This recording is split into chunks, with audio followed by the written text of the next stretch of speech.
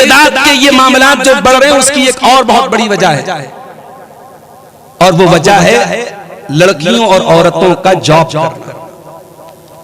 इस्लाम में घर को चलाने की और कमाने की जिम्मेदारी मर्द की। अगर मर्द को अल्लाह ताला ने घर का यानी जिम्मेदार बनाया है, कव्वाम बनाया है, तो उसकी वजह क्या बयान की अल्लाह ने? अर्रिजालु कव्वामूना अलन निसाई बिमा फद्दलल्लाहु बाज़हुम अला बाज़ व बिमा अनफक़ू मिन अमवालिहिम। क्योंकि मर्द कमा के लाता है। हाँ, नागुज़ीर हालात आ जाएं, कोई औरत बेवा हो जाए, घर में कोई गार्जियन नहीं है, औरत को नागुज़ीर हालात में काम करने की इजाजत। मगर ये जो ट्रेंड बन गया, कल्चर बन गया, बड़े बड़े शहरों में लड़कियां जॉब कर रही हैं। मेरे पास एक फोन आया बेंगलोर से, एक आदमी का, एक मर्द का। मेरी बीवी जॉब करती थी और ऑफिस में काम करने वाले अपने कलीग के साथ उसने रिलेशनशिप कायम कर ली और ज़िना तक हो गया। मौलवी साहब बताइए मैं क्या करूं, अपनी बीवी को अपने निकाह में बाकी रखूं या तलाक दूं? मैंने कहा गड्ढा तो आपने खोदा है। आपने अपनी बीवी को उस ऑफिस में जहां वो गैर महरमों के बीच में रह के काम कर दिए, आपने उसे आग में डाला है फितने की, और आज आप पूछ रहे हैं कि मैं क्या करूं? मेरे प्यारे साथियों, इर्तिदाद के मामलात के पीछे अगर आप जाके देखें, बहुत बड़ी वजह ये मिलेगी, मुसलमान लड़कियां जॉब कर रही हैं ऑफिसों में जाके, वहां गैर महरम मर्दों के साथ उनका अटैचमेंट है, ताल्लुक है, उठना बैठना है, और वहीं से मामलात खराब होते हैं और ज़िनाकारी और बदकारी की नौबत आती है, और फिर इर्तिदाद तक मामला पहुंचता है।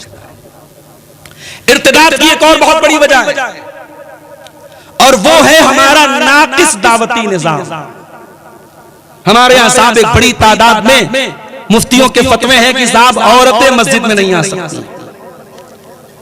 नुमाइश लगी, औरत शौक से जाए, मेला लगाए शौक से जाए, शॉपिंग करने शौक से जाए, बिलरियागंज की मार्केट भरी हो औरतों से, आजमगढ़ के बाजार भरे हुए औरतों से, चलेगा। मस्जिद में जाए नहीं भाई, फितना है, अल्लाह का घर सबसे बड़े फितने का घर अल्लाह का घर है। माफ करना मेरे भाई, जिन औरतों को हमने मस्जिदों से दूर रखा है, जो औरतें फेसबुक के जरिए, इंस्टाग्राम के जरिए, टीवी के जरिए, मोबाइल के जरिए दिन रात इस्लाम के खिलाफ मटेरियल उनको प्रोवाइड किया जा रहा है, उनको हमने जुमा का आधा घंटे का खुतबा भी प्रोवाइड नहीं किया। उनको साल में अगर सिर्फ एक जुमा का खुतबा उनको मिल जाता और साल में 48 उन्होंने जुमा का खुतबा सुना होता, तो शायद दीन की इतनी मोहब्बत उनके दिल में पैदा हो जाती कि वो बड़ी आसानी से इर्तिदाद के रास्ते पर न निकलती। इसलिए मेरे भाइयों, हमारा ये दावती निजाम चौपट है, इस पर हमें गौर करने की जरूरत। हमने अपनी औरतों को दीन कितना पहुंचाया? अल्लाह के प्यारे नबी सल्लल्लाहु अलैहि वसल्लम के दौर में अल्लाह के नबी औरतों के लिए अलग से खुतबा देते थे, टाइम निकालते थे। जुमा में औरतें आती थी, नमाजों में आती थी, जबकि वो सहाबा का दौर था, वो पाकबाज लोगों का दौर था, वो दीनदार लोगों का दौर था। उस दौर में फितने ना के बराबर थे। आज फितनों के इस तूफान के बीच में हमारी मुसलमान बेटियां, हमारी मुसलमान बहनें खड़ी हैं, और हम उन तक दीन पहुंचाने के लिए कोई काम नहीं कर रहे। हर घर में दुरूस होने चाहिए, औरतों के मुतालिक प्रोग्राम होने चाहिए, हर घर में कम से कम एक बच्ची आलिमा हो, कुरान की हाफिजा हो, दीन की दाइया हो, तब जाकर के हालात बदलेंगे मेरे भाइयों, वरना सांप के जाने के बाद लकीर पीटने से कोई फायदा नहीं। मैं तकरीर करूं और आप सर धुन के सुन लें, ये वाकयात इसी तरीके से बढ़ते रहेंगे जब तक हम अपने घरों में अपनी औरतों को दीन से जोड़ने का और दीन के साथ उनका ताल्लुक कायम करने का कोई रास्ता नहीं। इर्तिदाद के इस फितने की एक जड़ और है, और वो है हमारे यहाँ का शादी ब्याह का सिस्टम। हमारे यहाँ शादियां इतनी महंगी हो चुकी हैं कि मिडिल क्लास और गरीब परिवार की लड़कियों की शादी उनके बाप के लिए करना बहुत मुश्किल हो चुका है मेरे भाई।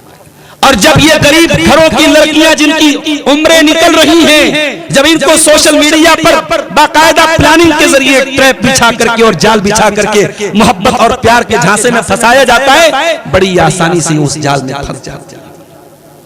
वल्लाह, अगर हमने अपनी शादी ब्याह के सिस्टम को नहीं सुधारा और अपनी शादियों को सुन्नत के मुताबिक आसान न किया मेरे भाइयों, तो न इर्तिदाद की ये लहर रुकेगी, न ज़िनाकारी और बदकारी के ये रास्ते रुकेंगे।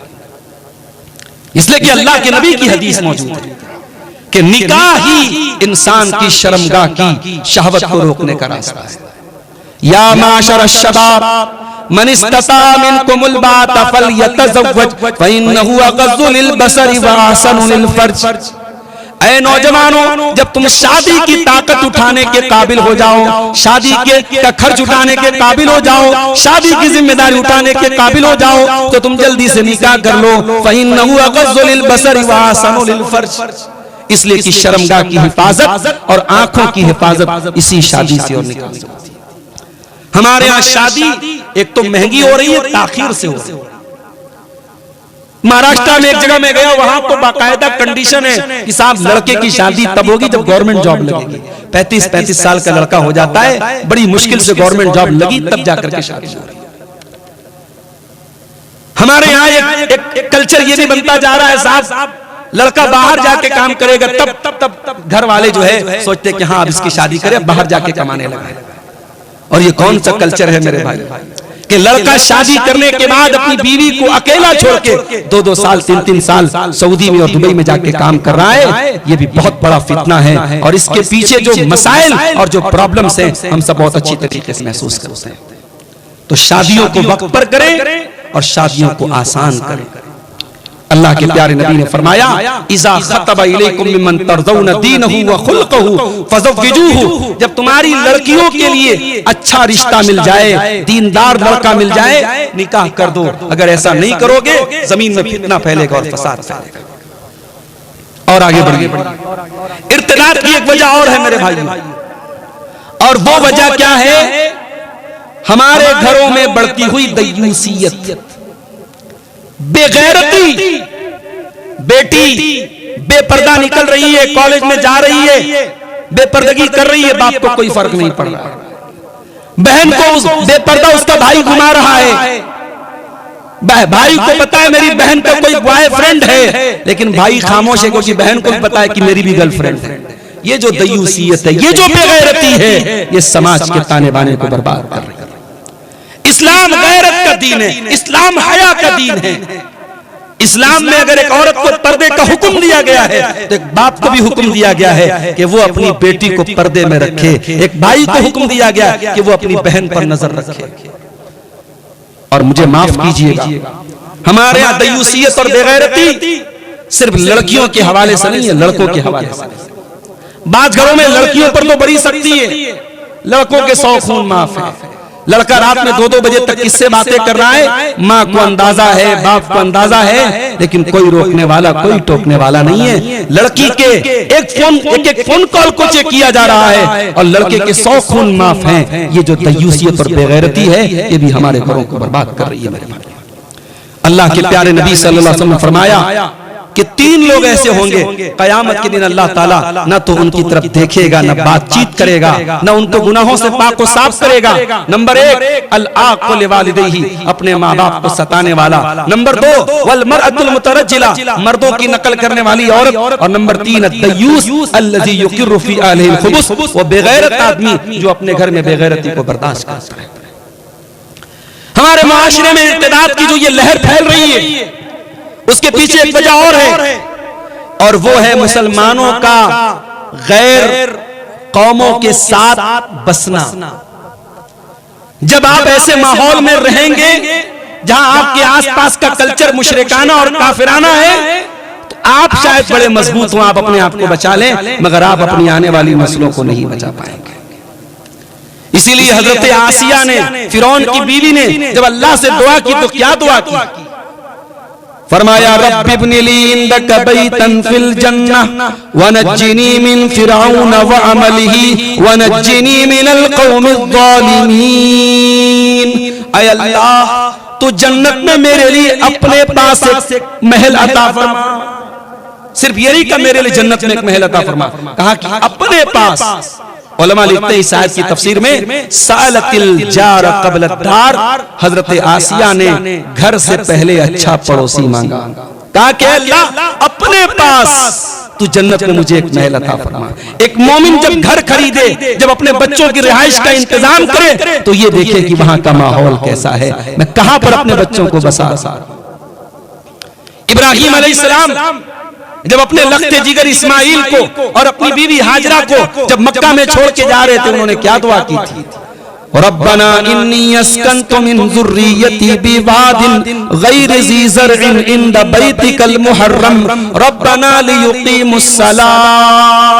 ऐ अल्लाह, मैं अपने बीवी बच्चों को तेरे घर के पास, खाने काबा के पास बसा के जा रहा हूँ। ऐ अल्लाह, तू मेरी औलाद को तौफीक देना, मेरी आने वाली नस्लों को तौफीक देना कि वो यहाँ पे नमाज कायम करे।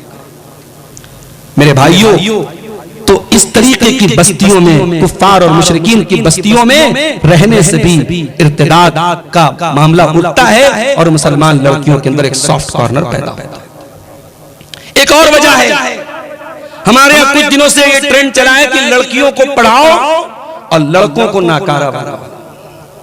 नीट का रिजल्ट आया, मुसलमान लड़कियों ने बाजी मार ली, हम बड़े खुश हो गए।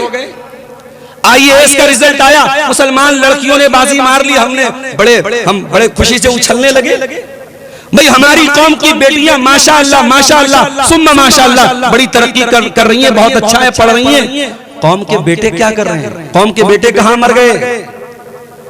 भाई मेहनत कर रहा है, भाई पंचर बना रहा है, भाई मजदूरी कर रहा है, भाई सऊदी अरब में जाके मुलाजमत कर रहा है, और बेटी बहन जो है वो कॉलेज में और यूनिवर्सिटी में हायर एजुकेशन हासिल कर रही है, आला तालीम हासिल कर रही है। और जब वो आला तालीम हासिल करने के बाद मैदान अमल में आती है तो उसे अपनी कौम में अपने पैरेलल, अपनी निस्बत का कोई रिश्ता नजर नहीं आता।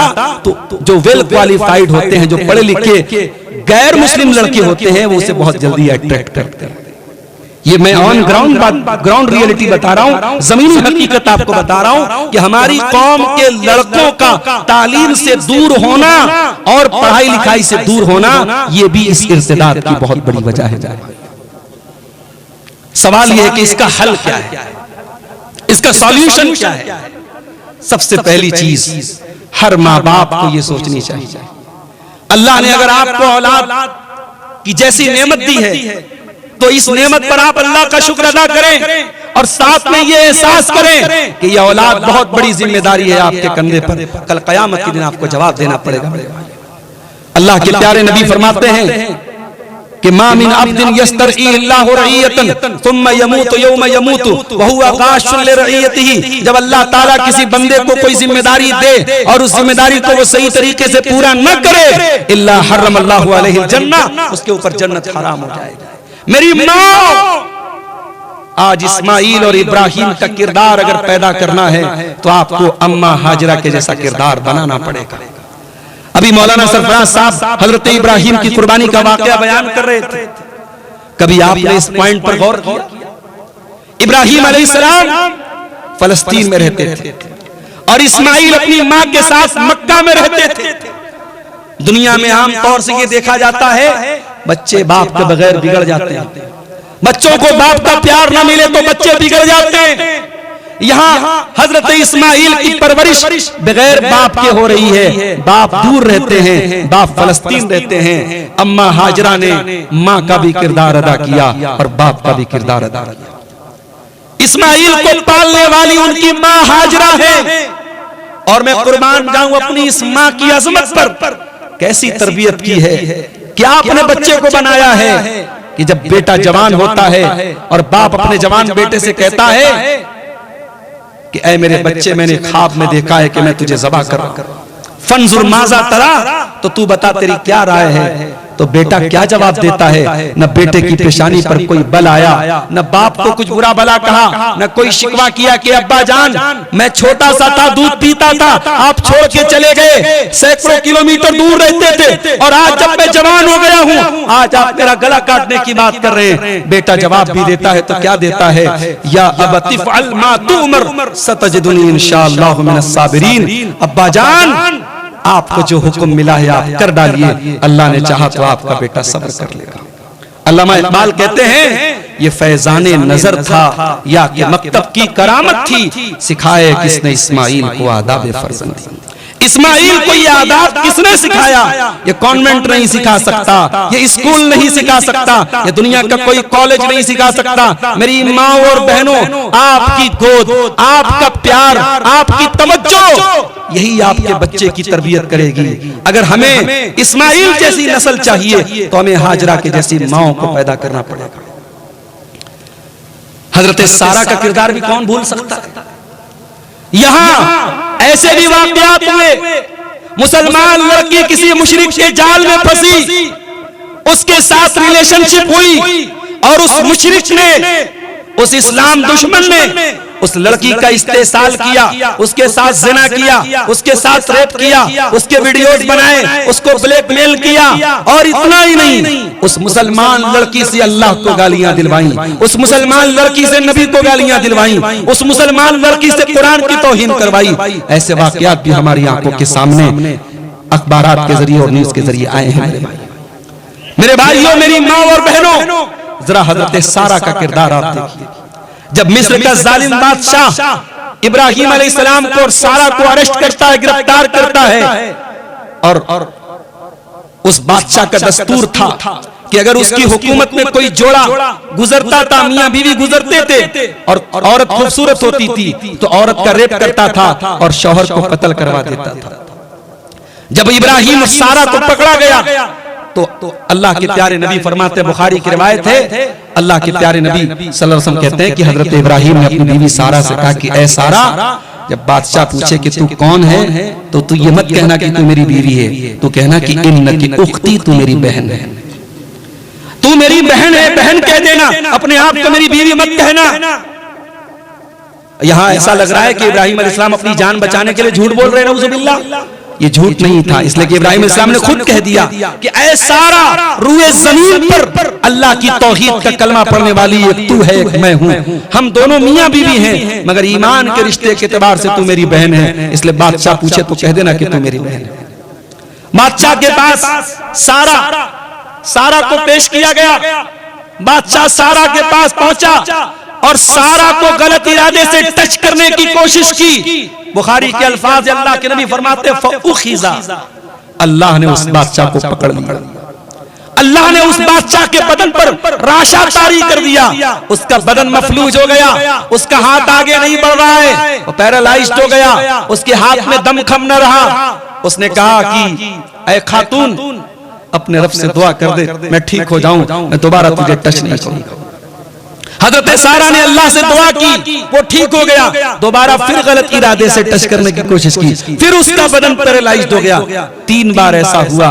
जब 3 बार ऐसा हो गया तो उसने हजरत सारा को छोड़ दिया और अपनी एक लौंडी, अपनी एक खादिमा जिनका नाम हाजर था और जिनको हम और आप हाजरा कहते हैं, वो भी उनको बतौर गिफ्ट दे दिया।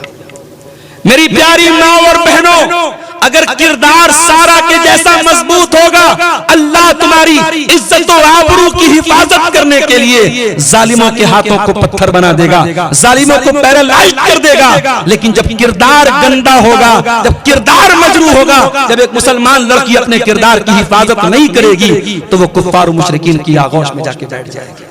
सारा हमें सबक सिखा रही है, अपने किरदार को इतना मजबूत बनाओ कि तुम्हारी इज्जत व आबरू अल्लाह की तरफ से उसकी हिफाजत की जाए। और यही सारा जब आती हैं और उनके शौहर हजरत इब्राहिम अलैहिस्सलाम नमाज पढ़ रहे थे और नमाज की हालत में थे, बीवी की इज्जत खतरे में है, शौहर कुछ नहीं कर सकता, कम से कम नमाज पढ़ करके अल्लाह से लौ लगा सकता है। आज हमारे मुल्क के हालात पर हम बड़े तबसरे करते हैं, साहब बड़ा जुल्म हो रहा है, ये हो रहा है, वो हो रहा है। अभी इलेक्शन बीता, इलेक्शन के पहले के हालात हमारे सामने थे, लेकिन आप मसाजिद में जाके देख लें, नमाजियों की तादाद कल भी कम थी और आज भी कम थी। यानी मुश्किल तरीन दौर में बनारस और मऊ में निहायत मंदी के हालात हैं, साड़ी का कारोबार निहायत परेशानी के दौर से गुजर रहा है, फिर भी मस्जिदों में नमाजियों की तादाद में कोई इजाफा नहीं है। लोग अभी भी अल्लाह से ताल्लुक नहीं जोड़ रहे हैं। इब्राहिम ने हमें सबक दिया कि बीवी की इज्जत खतरे में है, वो बेबस थे, मजबूर थे, कुछ नहीं कर सकते थे,